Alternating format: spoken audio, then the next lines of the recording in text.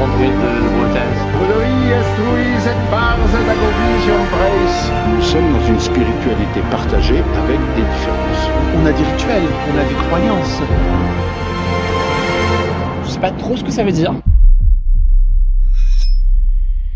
Ce que vous venez de voir, c'est un extrait du premier reportage que je sors en même temps que cette vidéo sur ma chaîne. On s'est plongé dans le quotidien de vrais druides en Bretagne et c'était une expérience assez folle et je pense que ça devrait vous plaire. Pour voir ça, une petite fiche s'affiche en haut à droite et je vous mets aussi le lien dans la description. Bref, autrement, cette semaine on va parler de la venue du président chinois en France, de l'article 13, des mécanismes cachés de l'appli Tinder, des annonces d'Apple et d'une loi dans un petit état qui fait scandale. A noter que dans cette vidéo on ne va pas parler du Brexit mais pour une raison très simple, je sors demain soir sur ma chaîne une vidéo spécifiquement sur ce sujet.